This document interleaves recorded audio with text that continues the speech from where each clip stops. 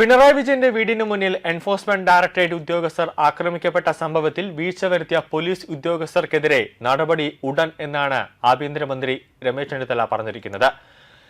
ആഭ്യന്തരമന്ത്രി രമേശ് ചെന്നിത്തല പോലീസ് മേധാവിയെ വിളിച്ചു വരുത്തി വിവരങ്ങൾ ചോദിച്ച് അറിഞ്ഞിരിക്കുകയാണ്. ആക്രമണം തടയുന്നതിലും ഉദ്യോഗസ്ഥർക്ക് സുരക്ഷ ഒരുക്കുന്നതിലും വീഴ്ച വരുത്തിയ പോലീസുകാർക്കെതിരെ അതിശക്തമായ നടപടിയെടുക്കാൻ ഡിജിപിക്ക് ചെന്നിത്തല നിർദ്ദേശം നൽകി കഴിഞ്ഞിരിക്കുകയാണ്. ഗവർണറും കേന്ദ്ര ആഭ്യന്തര ധനകാര്യ മന്ത്രാലയങ്ങളും പോലീസിനോട് വിശദീകരണം തേടിയിട്ടുണ്ട്.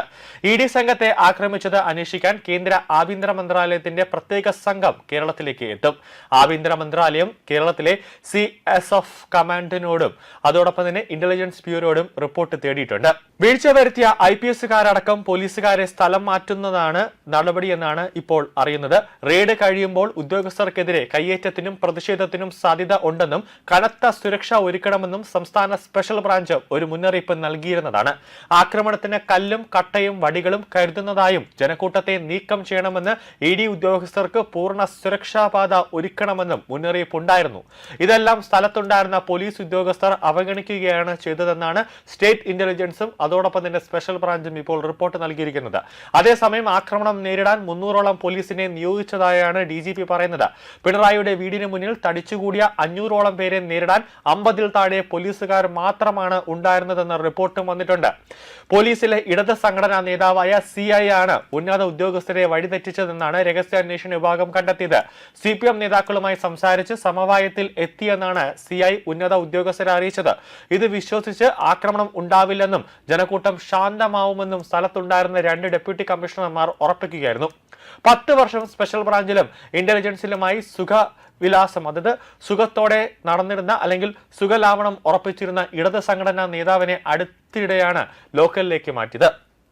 City police commissioner K. Karthik അവധിയിലായിരുന്നതിനാൽ റേഞ്ച് DIG ഹേമേന്ദ്രനാഥിന് ചുമതല കൈമാറിയിരുന്നു. ജനക്കൂട്ടം നിയന്ത്രണാതീതമായിട്ടും അദ്ദേഹം സ്ഥലത്തെത്തിയില്ല എന്നതാണ് ഏറ്റവും പ്രധാനപ്പെട്ട കാര്യം. പകരം പരിചയ സമ്പത്ത് കുറഞ്ഞ 2 പുതിയ IPSകാരെ അവിടേക്ക് നിയമിച്ചു. ജനക്കൂട്ടത്തെ നിയന്ത്രിക്കാനാവാതെ വന്നതോടെ സേനയെ സ്ഥലത്ത് വിന്യസിക്കാതിരുന്നതും 2 വട്ടം പോലീസിന്റെ നിയന്ത്രണങ്ങൾ ജനക്കൂട്ടം മറികടന്നത് വകവയ്ക്കാതിരുന്നതും വൻ വീഴ്ചയായി. റെയ്ഡ് കഴിയാറായപ്പോൾ CRPF ഉദ്യോഗസ്ഥർ സുരക്ഷിതമായ റോഡിലേക്ക് എത്താനാവുമോ എന്ന് DCPമാരോട് ആരാഞ്ഞിരുന്നു.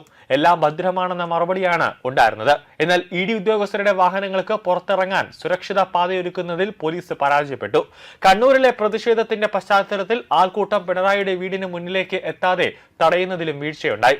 8 CRPF ഉദ്യോഗസ്ഥരുടെ സുരക്ഷയോടൊപ്പമാണ് പിണറായി വിജയന്റെ ബേക്കറി ജംഗ്ഷന് സമീപത്തുള്ള വാടക വീട്ടിൽ ED പരിശോധനയ്ക്കെത്തിയത്.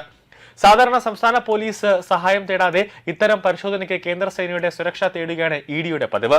പോലീസിന്റെ ഉറപ്പ് വിശ്വസിച്ചാണ് പള്ളിപ്പുറത്ത് നിന്ന് കൂടുതൽ CRPFന്റെ സേവനം ED ആവശ്യപ്പെടാതിരുന്നത്. ബംഗാളിലും സമാന രീതിയിൽ EDക്കെതിരെ ആക്രമണമുണ്ടായ കേസ് CBI ആണ് അന്വേഷിക്കുന്നത്.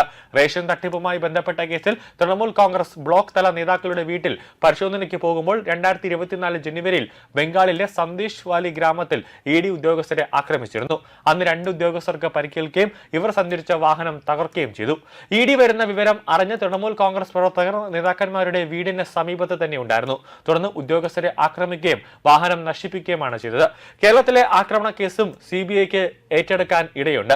EDയെ ആക്രമിച്ചതിൽ DGPയെ ആശങ്ക അറിയിച്ചിട്ടുണ്ട് കേരള ഗവർണറായ രാജേന്ദ്ര വിശ്വനാഥ് ആർലേക്കർ. അന്വേഷണത്തിനെത്തിയ കേന്ദ്ര ഏജൻസിയുടെ ഉദ്യോഗസ്ഥർക്ക് നേരെയുണ്ടായ ആക്രമണവുമായി ബന്ധപ്പെട്ട വിശദാംശങ്ങൾ പോലീസ് മേധാവിയോട് ഗവർണർ ഫോണിൽ ചോദിച്ചറിഞ്ഞിട്ടുണ്ട്. ആക്രമണം നടത്തിയവർക്കെതിരെ കർശന നടപടി സ്വീകരിക്കണമെന്നും ഗവർണർ DGPക്ക് നിർദ്ദേശം നൽകുകയും ED ഉദ്യോഗസ്ഥർക്കെതിരെയുണ്ടായ ആക്രമണത്തിൽ കേന്ദ്ര ആഭ്യന്തര മന്ത്രാലയം റിപ്പോർട്ട് ആവശ്യപ്പെട്ടിട്ടുണ്ട്. ED ഡയറക്ടർ രാഹുൽ നവീനും പോലീസിനോട് റിപ്പോർട്ട് തേടിയിട്ടുണ്ട്. റെയ്ഡ് ED ഉദ്യോഗസ്ഥർക്ക് സുരക്ഷ ഒരുക്കുന്നതിൽ CRPF ആണെങ്കിലും ക്രമസമാധാന ചുമതലയുള്ള പോലീസാണ് പ്രദേശത്തെ സ്ഥിതിഗതികൾ നിയന്ത്രിക്കുന്നത്. ജനക്കൂട്ടത്തെ പിരിച്ചുവിടാനടക്കം കടുത്ത നടപടികൾ പോലീസ് സാന്നിധ്യത്തിൽ CRPF സ്വീകരിക്കാറില്ല. ആൾക്കൂട്ടത്തിലേക്ക് EDയുടെ വാഹനം കടത്തിവിട്ടതും സുരക്ഷാ വീഴ്ചയാണ് എന്ന് ഒരു വിലയിരുത്തലുണ്ട്. വനിതാ ഉദ്യോഗസ്ഥർ ഉൾപ്പെടെയുള്ള ED സംഘം 10 മിനിറ്റിലധികം പ്രകോപിതരായ ജനക്കൂട്ടത്തിനിടയിൽ കുടുങ്ങിക്കിടക്കുകയായിരുന്നു. EDയുടെ റെയ്ഡിന് സ്വതന്ത്ര സാക്ഷിയായി എത്തിയ പൊതുമേഖലാ ബാങ്ക് ഉദ്യോഗസ്ഥയ്ക്ക് നേരെയും ആക്രോശം ഉണ്ടായെന്നാണ് ED ഉദ്യോഗസ്ഥർ പറയുന്നത്.